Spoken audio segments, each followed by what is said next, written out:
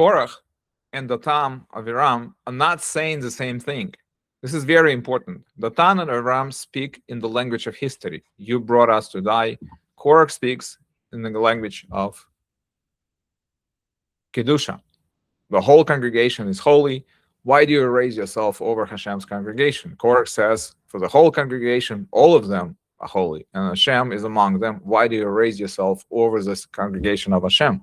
Korach gives the rebellion religious language. Datan and Aviram give it emotional fuel. Datan and Aviram argument is, Moshe's Geulah is too costly. It leads to death. Korach's argument is, Moshe's Geulah is too hierarchical. If everyone is holy, why Moshe? Why Aharon? Why Kehunah? Why a special role? Put them together and the rebellion becomes powerful. A true Geulah should be softer and flatter. It should not come through mass loss. It should not come through a hierarchy of Moshe, Aharon, Cohen, Levi, Israel. If the entire nation is holy, then everyone should be included equally and gently.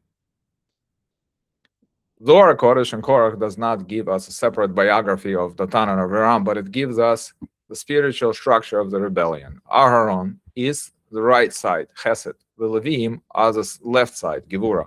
Korach wants the left to take the place of the right. The Zohar says this is machloket, separation above and below. Machloket is not merely disagreement.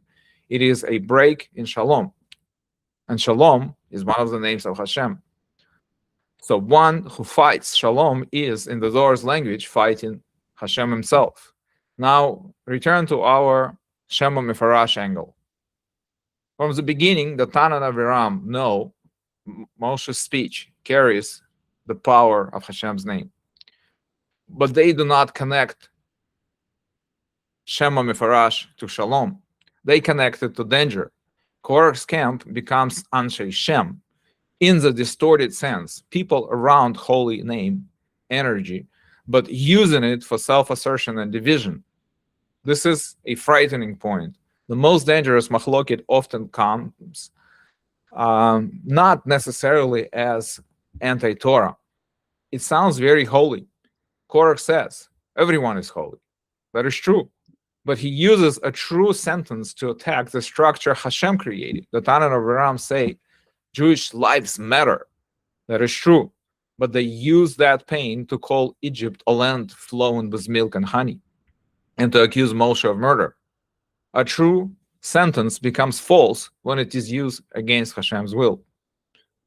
Korach transforms the emotional protest of Datan and Aviram into a religious ideology.